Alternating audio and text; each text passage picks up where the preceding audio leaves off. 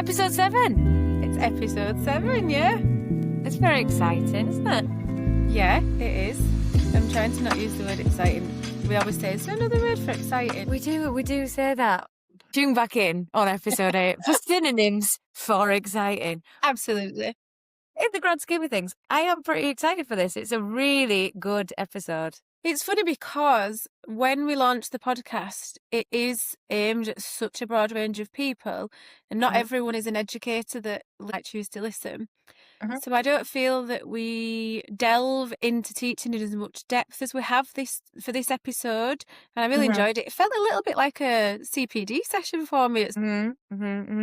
I think the way that Peter speaks, but also the way that he's able to articulate quite complex ideas and make them really simple is great and is really engaging, isn't it? I'm interested to see where it's going in terms of the education space. A lot of people are talking about it. Before you continue, should we let the listeners know what it actually is? What was Peter's episode about? We shouldn't just be calling it. It was, in fact, talking about Oracy, which is probably terrible. Oracy skills. Speaking, that's what it was about. For me, it was really interesting seeing it through the STEM lens and how it can be really powerful, different types of talk for practical work. Lots of interesting takeaways. At one point, Peter said that learning science, particularly, GCSE science, can be like learning a new language, which it can because there's so many complex words. And I really relate to that, actually, from when I taught it. We often had to model how to pronounce the words, even though there wasn't a spoken exam, just because students would be more confident handling the word if they knew how it was pronounced. It's the same in primary. Like all of the words that you introduce to children are the very first time that they've heard a lot of these words, or a lot of the words have different meanings in different contexts. So it is like a complete another language to them. It reminds me of when I was reading, when I was younger, a popular book series that became a film. And when I went to see the films in the cinema, I was like, so that's how you say their name. So, speaking of oracy, or communication, as it were, I'd like to share a fact of the episode with you. Please do. Thank you. So this fact comes from a man called Robert Hooke. He's actually in the Key Stage 3 and 4 science curriculum because he did a lot of work with elasticity. And he essentially discovered that sound can travel through string. This was in 1667. He used a long stretched out wire across his garden to show that sound could travel through the string. And at the time, people just put it down to magic and not science. So years and years later came the two cans on the string, that we would shout at each other through as children. Now, Robert Hooke was a meticulous record keeper, so he's got the credit for this discovery. Standard. Archaeologists discovered over 1,000 years ago in Peru, people were using vegetables, gourds, to make a string that they would speak to each other through. It's believed it was a status symbol, would you believe, for the elite to communicate with each other from one room to another in a palace. It's a bit like the pineapple in the Victorian times, isn't it? Where they would have it on, displayed on a table just to show their wealth. I don't know that. I think it was Victorian. It may have been Tudor, but it was a particular time period. And if you were showing off, as it were, you would have a pineapple in the middle of your dinner table, and that was you were elite. Wow. You were an elite person because you had a pineapple. Wow.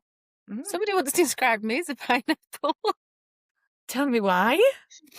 It was when I was very, very new to being head of science. I think I was a little bit underestimated sometimes.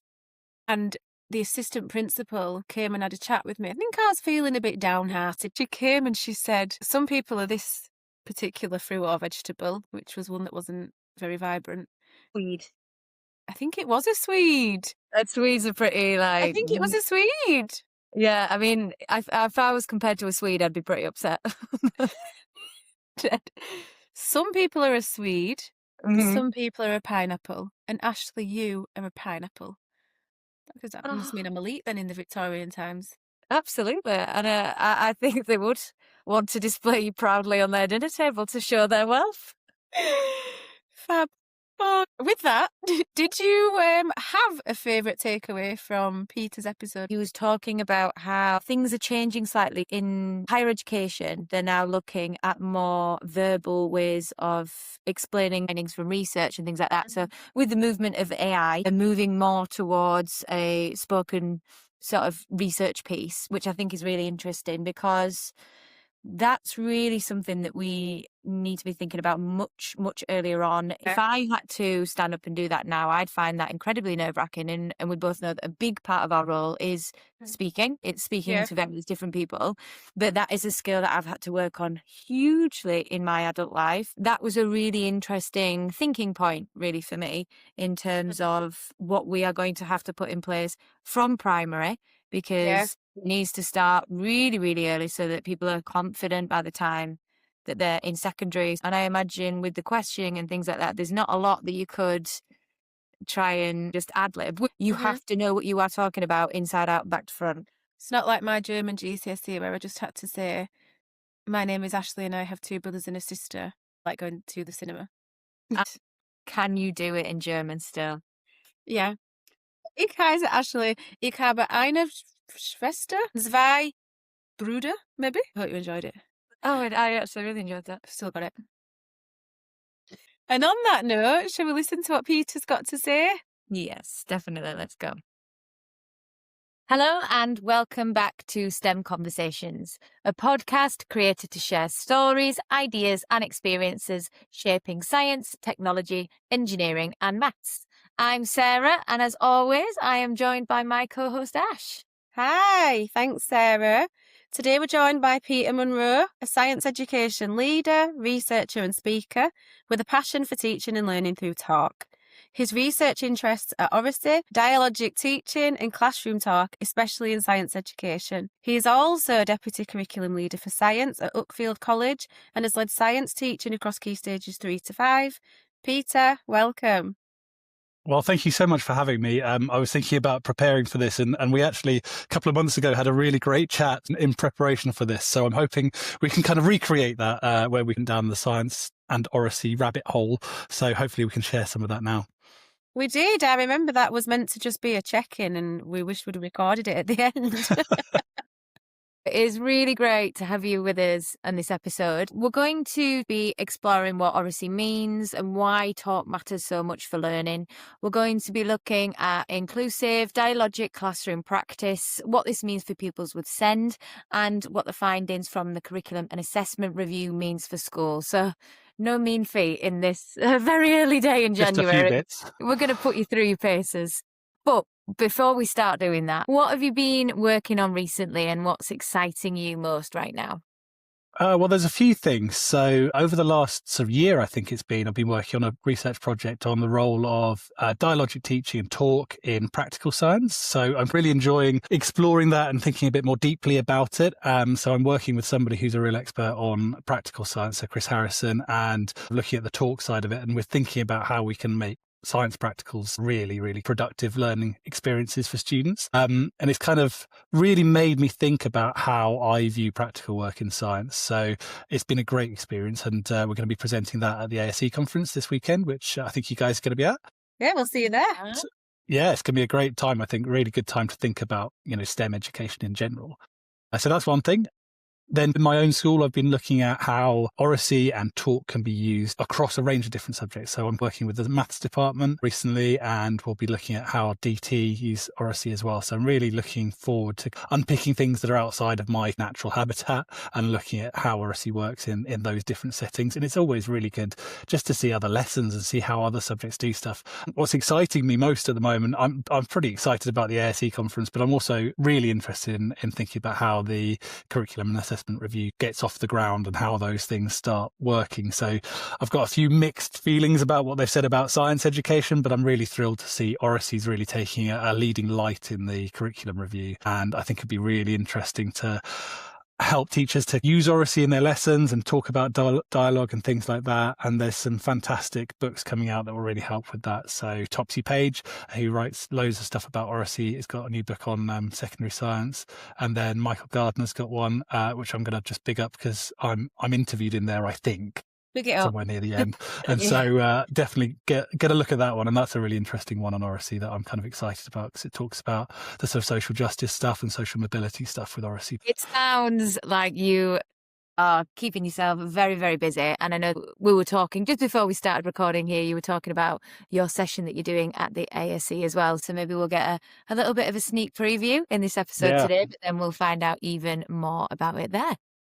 We can't even be like, hey, we've got the inside goss early, because the ASE conference will come around before we release this episode. Yeah. But you've got the insider knowledge. That's Yeah. it. Read all about it. So let's start with defining Oracy. How would you define the term, and what are the different elements of Oracy education? Well, I think it's one of those terms in education where we've been thinking about talk for a long time, and it's sometimes called classroom talk or dialogic teaching or Oracy. The word Oracy has been around from the 60s. Someone called Andrew Wilkinson talked about it being the ability to use the oral skills of speaking and listening. So a fairly short definition of it. More recently, it's gained a lot more attention. In 2024, the Oracy Education Commission made a lovely kind of Venn diagram of what Oracy means. And they talked about learning to talk, learning through talk, and learning about talk. And that helps you to see all the different facets of Oracy. And they were really good in their report as well about thinking about, well, actually for students where talk is difficult, or if they communicate in a different way, they use sign language or something like that, they were saying, well, this includes all of that. It's all about communicating. So that's what Oracy is. And for me, I'm really interested in a couple of things about Oracy. The moral imperative to use Oracy to help students to reach their potential and be able to access all of the opportunities that being able to speak gives them. So being able to perform in a job interview, being able to give a presentation that we all have to do. I mean, we're doing it now, we're presenting, and every job involves something like that. They're not always skills that come naturally to people. So equipping people with those skills. We talked when we spoke before about the importance of Oracy in the kind of age of AI, and AI is incredible. I'm not knocking it at all, but those skills of being able to talk and have face-to-face conversations are so much more important now in the world of AI. As a science teacher, I'm really interested in how talk and dialogue can be used to help students actually learn. And I think when I first came across Oracy, I thought, oh, this feels like something for English teachers. This isn't for me. Well, actually, we can really help students to unpack something really tricky and grapple with a tough topic before they commit it to paper, and it gives them a little bit more freedom to express some different ideas. So, yeah, thinking about the genuine usefulness of Oracy for students in their day-to-day lives, but also how it can help them learn science. It's interesting because it wasn't that long ago that I went to school. I don't think. And we obviously didn't have this focus back then. And I very much feel as though I was taught fairly well, but a lot of it was silent working or answering questions in a textbook. And I remember going to university and being asked to work in a group and deliver a presentation. And I'm going to be honest, I had feelings of anxiety about it because I'd just not spoken to my peers about work ever. It's really interesting thinking about teachers, because obviously we as teachers are up in front of a classroom of students every day and probably don't feel too nervous about that. But the second you're asked to share something in front of the whole staff or lead a meeting or do something like this, you can get a little bit more nervous because you're talking to your peers, and those are skills that take a while to learn, and some people find them a lot easier than others. And I think a lot of that is sort of trial and error, isn't it? You know, you're talking about the first time that you have to stand up. The minute that I had to run a staff meeting for the first time, I thought I was going to have a panic attack when I was suddenly stood up in front of a different audience of people. And it's a completely different skill set. I think you learn through getting it wrong, or I find getting it wrong. And you tragically come away really annoyed at yourself that you got it wrong, even though in hindsight it was probably good. Yeah. Well, that's the thing. I mean, giving it a go and actually being there and speaking out loud and sharing those things, our students have to have the chance to do that so that they can, A, make those mistakes and learn from them, but also most of the time it's really good. And it's your own worst critic, and you think about, oh, that wasn't so good. I didn't talk clearly, but actually you did. You got up and you spoke. So that's a fantastic thing in itself. So have you encountered any common misconceptions about Oracy, and how can schools overcome these? Well, I guess the really big one, and it's a danger for all kind of things in education, really, is the idea that, oh, it's a fad. It's going to be something that we all forget about in a couple of years' time. And that's a big misconception, I think, about Oracy, because, like I said earlier, the idea of talking in the classroom has been around for a long time in various different forms, and it's maybe called different things, but it's something that's been a real powerful tool for teachers. And if you look at, some really good lessons from whatever period in history, you'll see people really engaging with their students through talk and the students engaging with each other. And also the research evidence is really strong. So there's been big randomized control studies, and there's been lots of good research into what impact it has on students, and some great studies that just say, well, the students who are doing high quality talk do better in exams. And although, my main aim in my teaching career is to help people to love and learn science, I've also got to get them to do well in their exams. So it's a really good high impact thing. And I guess tied to that, it's people thinking, well, it's just another thing I've got to add in, and I'm going to struggle to fit that in with the time. The curriculum is so squeezed full of stuff that it's overflowing. And to think about, well, I've got to add something in can be really challenging. And I guess it's flipping that around and saying, well, we're not doing this to add in Oracy. We're saying, how can I teach through talk and how can I teach through Oracy? The last one is the kind of idea that all talk is good and all talk works and that every lesson should be filled with talk. There are times when it's better if they're not talking. It's times when they need to be focused on their talk, but times when they need to just get their head down. There's a big balance of when is the talk purposeful and when's it helping. With that, I think there are some teachers who fall into a trap of just rushing the talk so much that they don't give students time to really unpick things. That's taken me back to when I was in my early teaching days and used to love a think, pair, share. And we almost thought that we were a bit sort of revolutionary. Like, we're letting our class talk and not sit in silence. And it was good that we were doing that and mixing it up. But in hindsight, I think that we blindly did things that we thought were really useful talking, and it wasn't very purposeful at all. Then you'd be like, right, each pair, write your answer on your board, skim the room, great, move on. Yeah, and Think Pair Share is a really good tool if it's done well, but I think students often need some scaffolding for it, and assuming that students will be able to get straight into a conversation quickly is not always a great thing. So giving them a bit of scaffolding and practice at doing that, it can still really work. And I think it's particularly important in primary because it forms a conversation. So it's not, this is my answer and that's where the conversation ends. It's about using each other's answers, about deepening that thinking, but that takes a lot of time and a lot of modelling, I find, from teachers. Sometimes they just need that modelling and that rehearsal of, I'm going to practice this until it starts coming more naturally, and it takes time. Yeah. So what does good classroom talk look like, and how does dialogic teaching help to create it? I was just looking at the notes that we wrote for this episode, and one of the bullet points starts with, I'm a massive Oracy nerd, which is about right. Who wrote that? That was definitely me. One of the good things that I think really helps to frame all of the kind of classroom talk, Robin Alexander came up with some principles for dialogic teaching, so using dialogue in the classroom. And they were 5 things. So talk has to be collective, reciprocal, supportive, cumulative, and we've already talked about the last one is purposeful. I kind of thought about 2 of them that I think are really key for getting good quality talk in terms of just the theory behind it.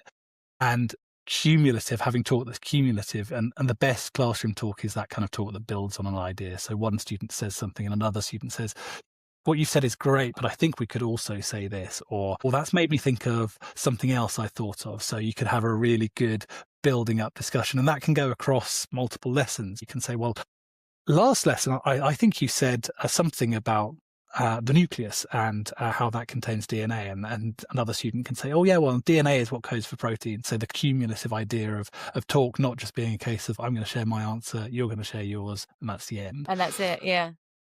And then we've talked about the purposeful thing. I think, making sure that we've really thought about how are we using talk? Is talk the best way to do this learning? And it often is. But it's not always, and saying, well, what's the purpose of talk? Could they do this activity through talk, or could they do it through a different way and get to the same learning outcome? Was it you that told us that potentially some exams were going to have more spoken elements? Yeah, we had a chat, didn't we, about going beyond school and thinking about the exams. My wife's doing a PhD in cancer research, and she'll obviously at the end of a PhD have to do a Viva, sort of very long, very painful spoken exam. But I think possibly because of the move towards AI and a lot more of that being around. There's a lot more verbal assessment going on at a university level. So speaking to somebody who leads a university lab, and they're saying we really use that kind of verbal assessment and those oral assessments within the lab work at sort of undergraduate level. And a lot of our new teachers, as they're going through their training, are actually presenting their experience of training and their progress that they've made in a verbal way, where 10 years ago they would have been writing an essay.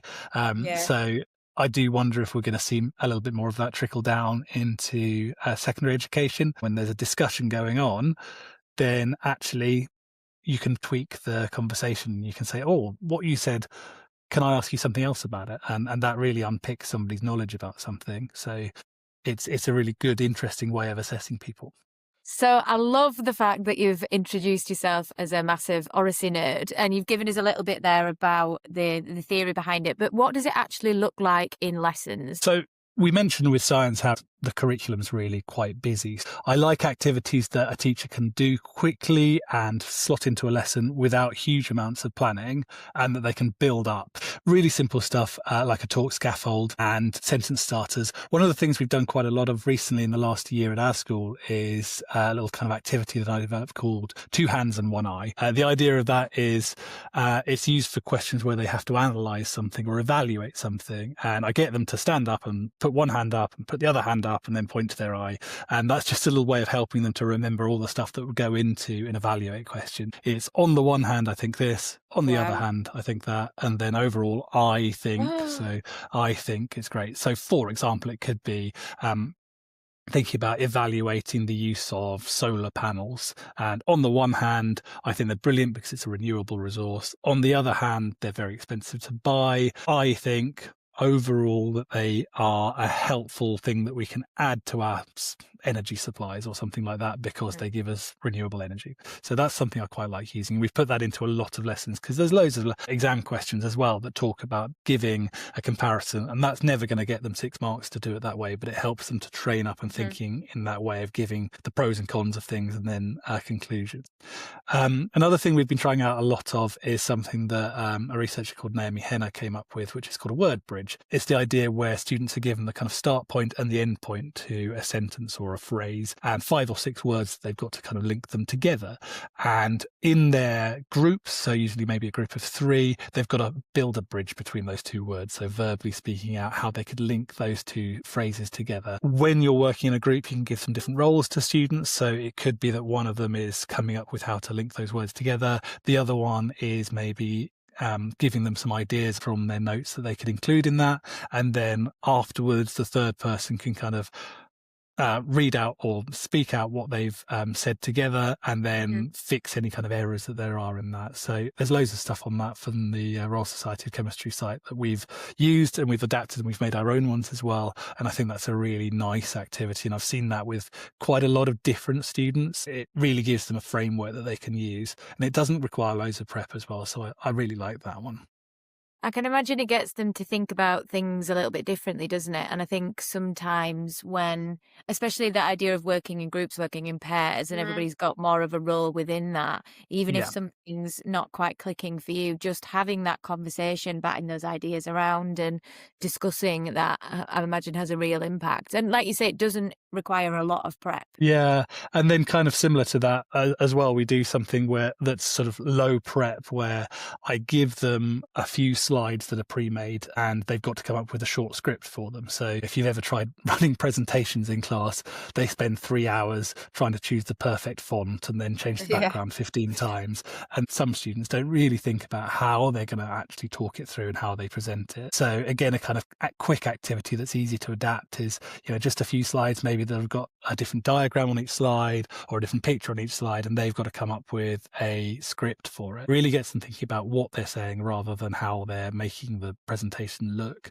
And that's really nice. I like activities, I think, that are quick and easy to use within a lesson. I'm loving this too. What was it? 2 hands and an eye? Yeah, 2 hands, 1 eye. Yeah, and they hate it because I make them sort of stand there with the hands and the eyes and pointing to their eyes.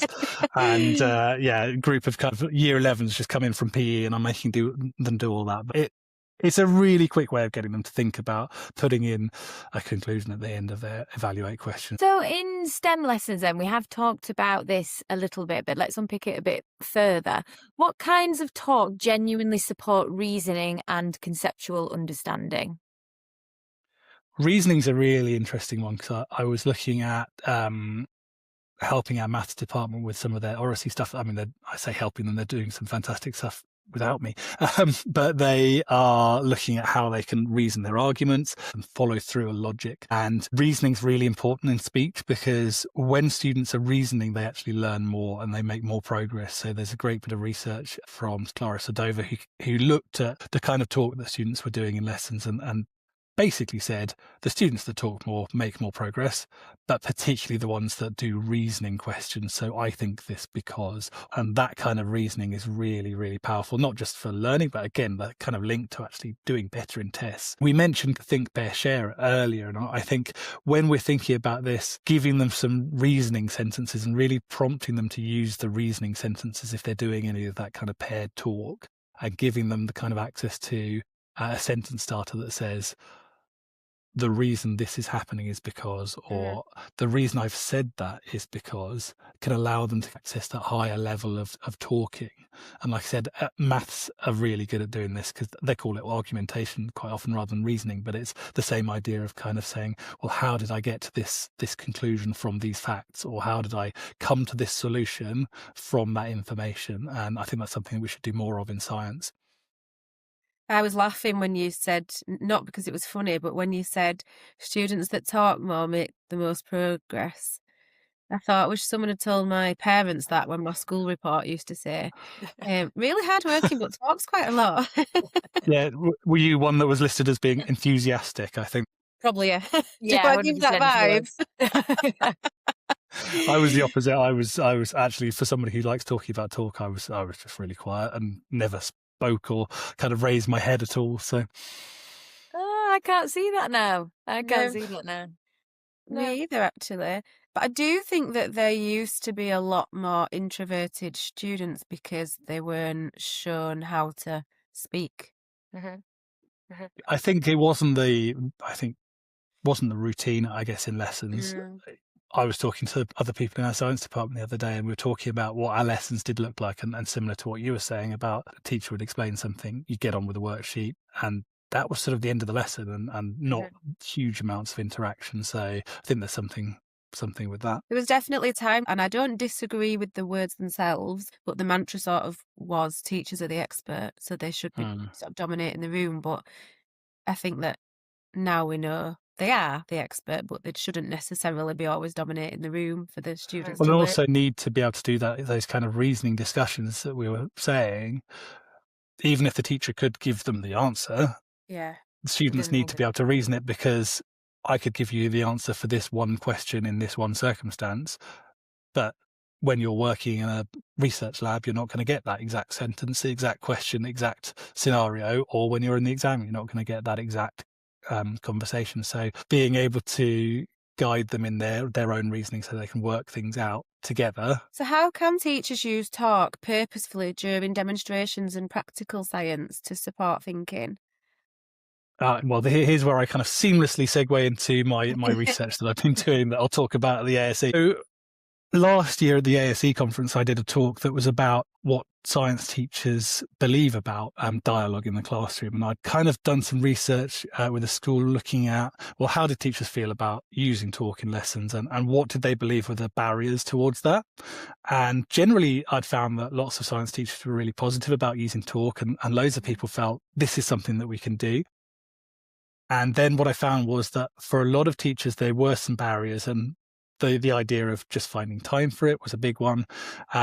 And also being able to adapt their lessons for people that didn't feel confident to speak as well was a big one. So where teachers just didn't know quite how to support students with that becomes a real challenge in terms of getting people to talk.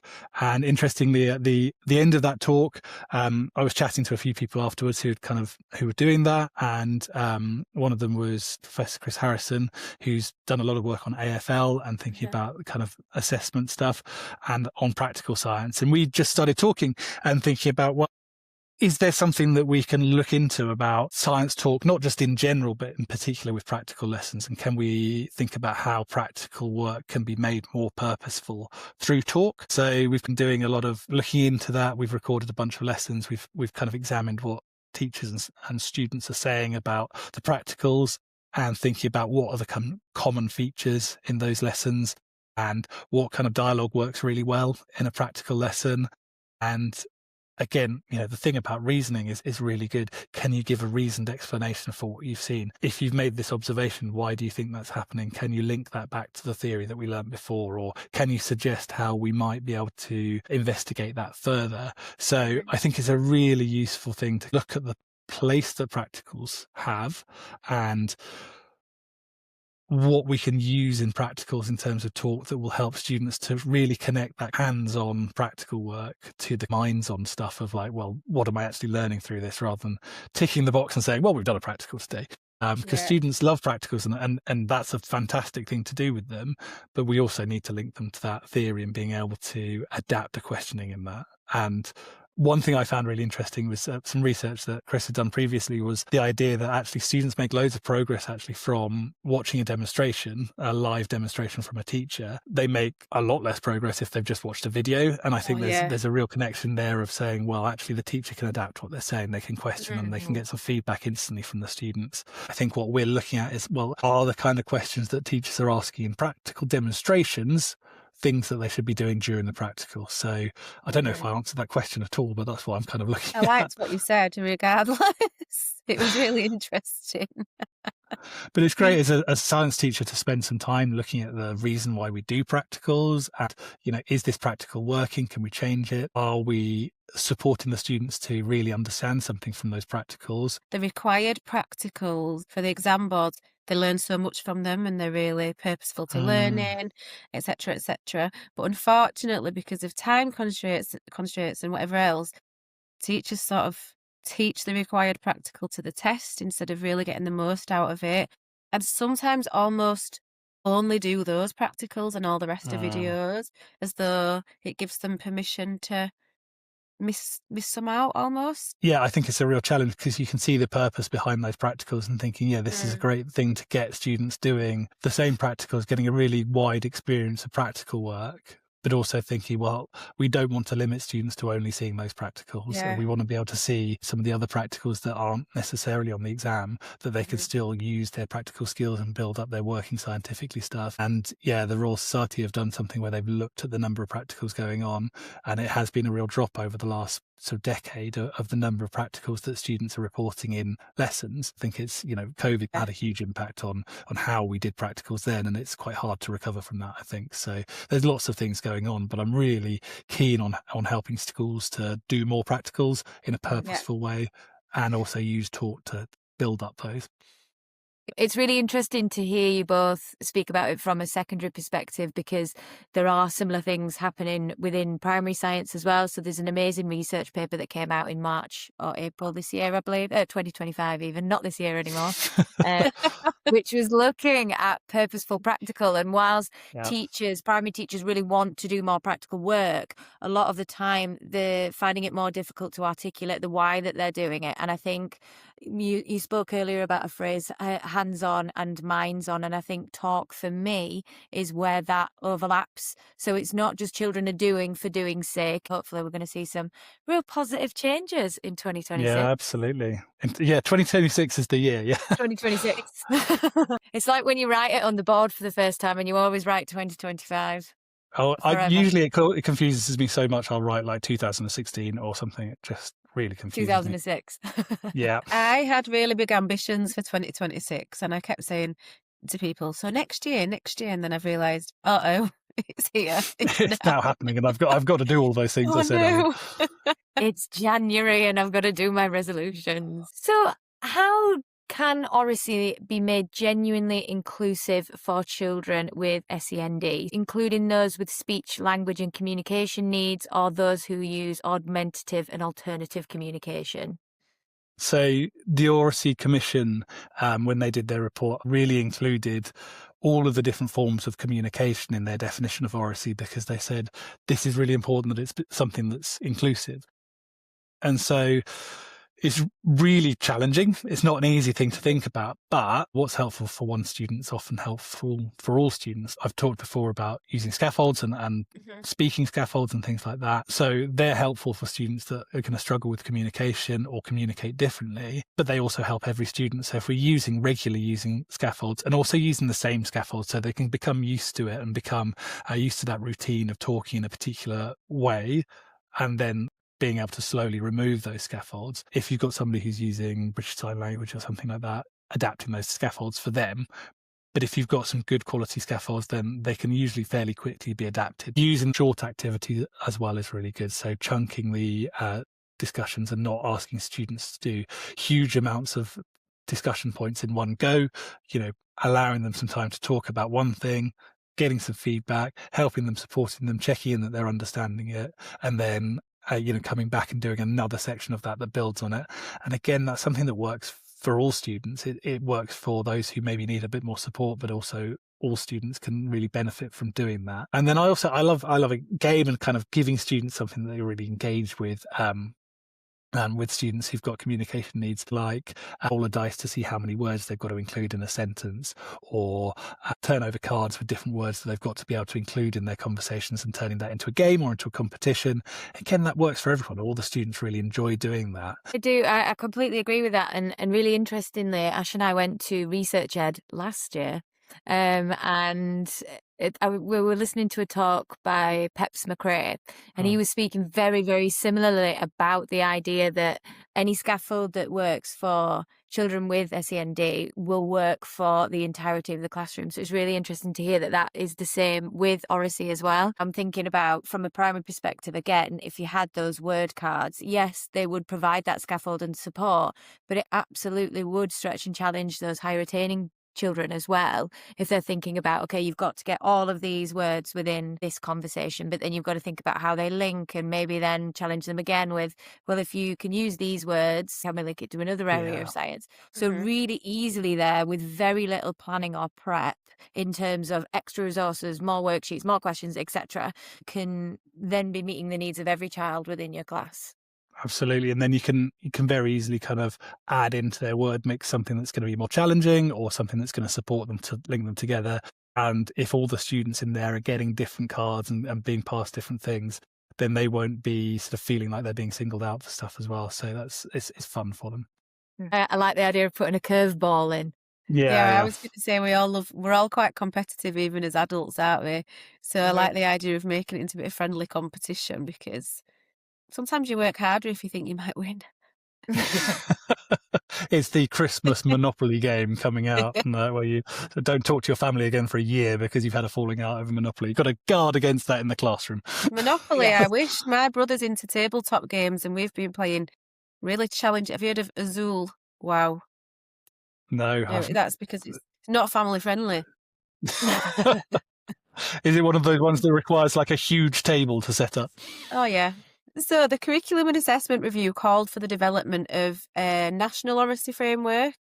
Why do you think this recommendation matters, and what could it change in classrooms? It's a really big thing, isn't it, to be able to see Oracy being so really recognised in that. There's been a few kind of comments in other documents before, but this was the first time I think that there was a real clear push to promote the benefits of Oracy.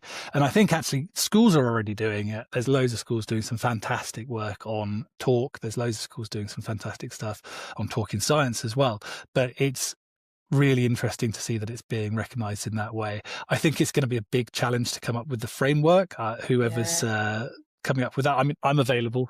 I was just about to say, if the DFE are listening, I'm sure I could write. But it's a real challenge to think about how that's going to work in a really meaningful way that will work across loads of different contexts. But I think it really matters because we've got all those multiple benefits of Oracy and being able to talk, that students are not just going to gain some talking skills from doing it. They're going to be able to learn more about their topic from doing it, and within science being able to really practice some complicated explanations. You ask a student to explain what's going on during electrolysis, and actually it's quite overwhelming to try and do that on a piece of paper and know that you might make a few mistakes along the way. But if you're talking that and getting a chance to rehearse that with people who can give you some other ideas, or playing a game where you've got some words that you've got to match up, then it allows you to practice it and rehearse it and try out something before you commit it to paper. So I think it's really great to see it. And I think, like I said, it's already happening. So I hope that the policymakers are going to look at what's already going on and look at what's really useful in classrooms as well. I particularly hope that there's a lot of the kind of talk for learning. It'll be really interesting for teachers.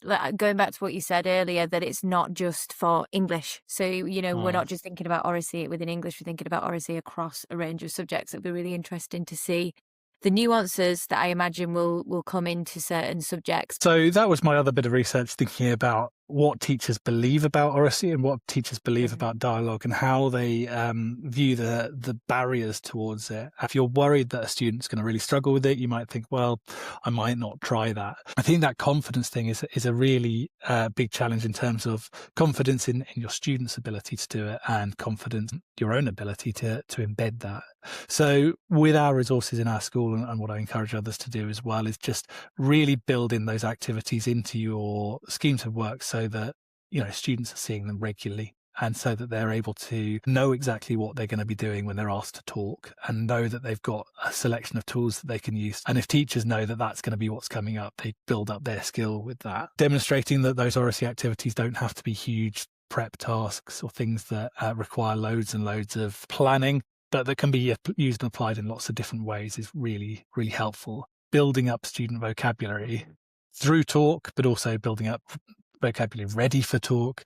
I wish I knew the solution to, getting students to really grapple with those thousands of new words they come across in science, but being able to talk them and practice them and use them and apply them in different sentences and different contexts is really vital. But it's still hugely difficult, and there's just so many new words for them. It's like learning a completely new language. Yeah, I'm going a bit off script here, but I have got a question for you.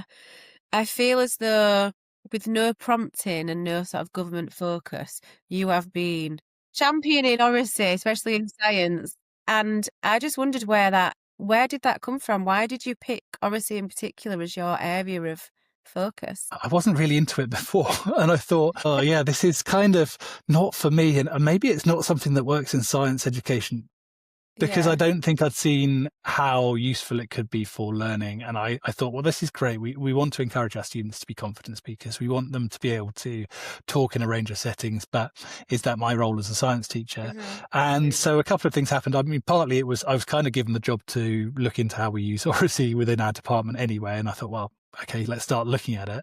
And then I went on to do a Masters in Education, and I was thinking, well, what can I do that in? And I thought, well, it makes sense to I've got to look into this anyway, so I'll look into it for that.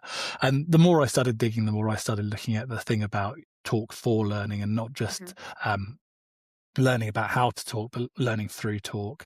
And I thought, well, there's a lot here, and there's a lot of stuff that can really help us to unpick some difficult things. And like I said before, you do a written exam, you've got your answer, it's committed to paper, and actually it might be slightly limited. Whereas if you're having a discussion with somebody, you can then ask them a follow-up question. And that's a really basic thing, but asking them that and saying, well, what did you mean by that? Or how could that apply to something else, means that you've just instantly opened up a huge amount of other stuff. Well, what you say about follow-up questions? Sarah and I love a follow-up question. Yeah, we do. I think you need that as a podcast host, don't you? Being able to follow up on the weird things we all say. So to end our conversation, we like to give listeners a key takeaway from each episode. What is one idea or perspective or piece of advice that you'd love listeners to carry with them after this conversation? Have a go at using some Oracy activities, and they don't need to be huge things. They don't need to be a long debate activity that's going to take you 3 lessons.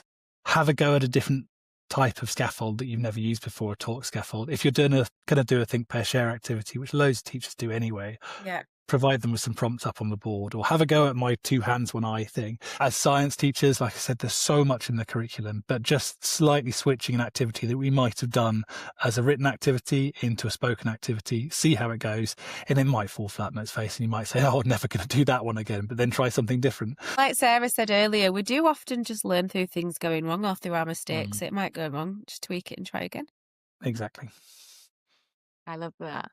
Peter, thank you so much for joining us on this episode. Well, thank you so much for having me on and being able to talk about talk. It's something I love to do. And thank you for all of your great podcasts already so far on the series. I look forward to the upcoming ones in 2026. And we got the year right. Yeah. And thank you to everybody listening. And don't forget to follow STEM Conversations wherever you get your podcasts. And join us next time for more stories and ideas